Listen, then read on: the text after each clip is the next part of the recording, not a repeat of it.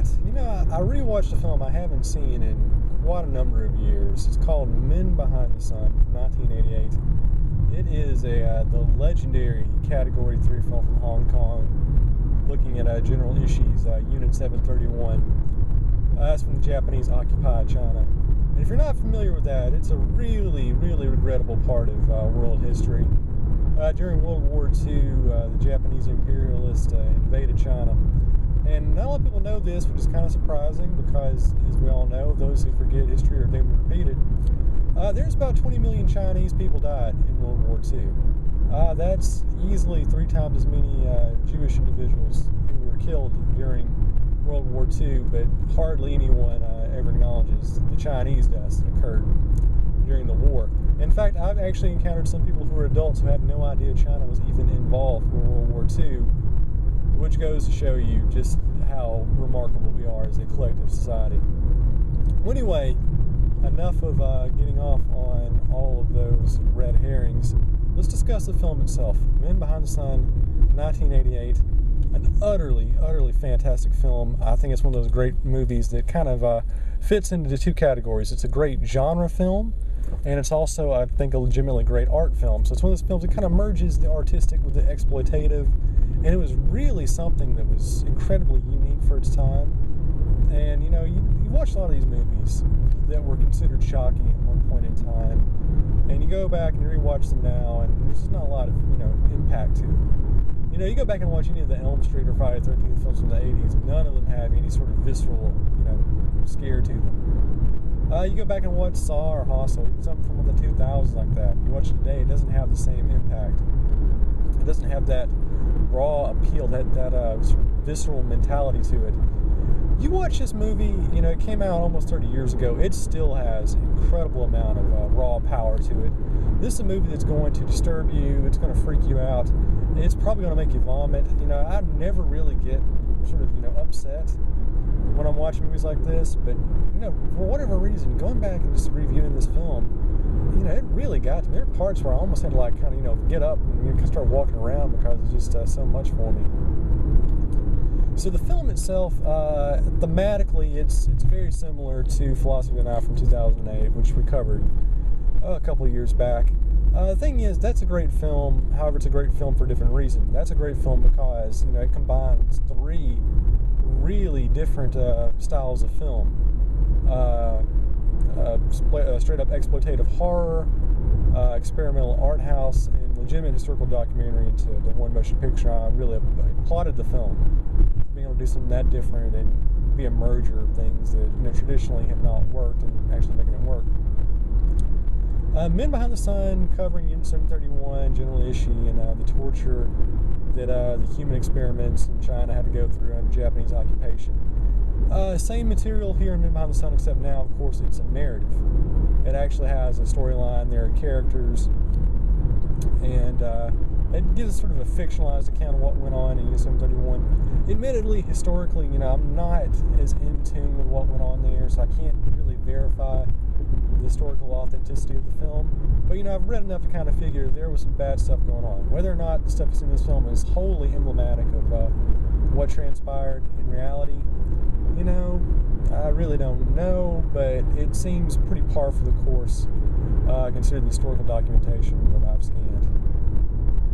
So the film, it's very unsettling to me because, I really didn't pick up on it the first time I watched it, but actually on the second viewing, this actually does kind of remind me of Sallow or the 120 Days of Sodom, because you have the youths who represent the nobility of the human spirit, the fact that there is something that can change, this resistance to the cruelty and evil of the world. And in this film, it's a whole lot more pronounced as a storyline, as an angle to the film than it was in Sallow, where eventually, they all, in that film anyway, they all kind of capitulated to, the whims of the fascists and ended up dying at the end. Well, this film, they actually do kind of have a little bit of a consciousness, and towards the end of the film, very unrealistically, I might add, from a historical standpoint, they kind of rally against the Japanese guys, and, they go against their leaders, which probably didn't happen. But thankfully, the diegetic of the film, their big sort of deus ex machina there is that it happens right when, Japanese surrenders as a whole after Hiroshima and the invasion of Russia. So I guess I covered their bases there, if nothing else. That part really can't take much offense to. But yeah, the film itself, really, really great. Like I said, it's a film that works really as a narrative, historical document. I think it's a very multifaceted film. If you're watching this film just strictly for the special effects, for the pure ickiness of it, if you want to feel bad, and trust me, there are people that do enjoy movies like that, this movie's going to make you vomit. It's going to make you cringe. It's going to make you feel horrible about humanity. If that's what you're looking for, you're going to get it. If you're someone who's interested in history, that kind of wants to know about a part of humanity that is really, really discussed, you're probably going to be enlightened in a very dark and disturbing way with this film. But if you're just looking for something that's actually a really solid, avant-garde, degenerate cinema, outside the norm sort of film, you're going to like this because it doesn't pull punches. There are things that happen in this film that even now are really, really shocking and really gross and kind of make you go, I don't know if I can watch this.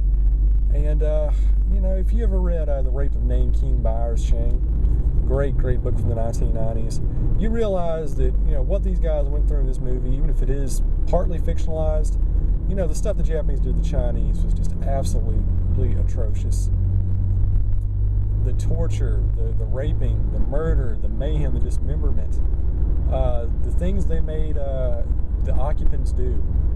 It's just utterly revolting, and this film is just a small sliver of all of the awfulness that went on in World War II, which we tend to kind of not reflect on when thinking about that as a total world event. So what do you have in this movie?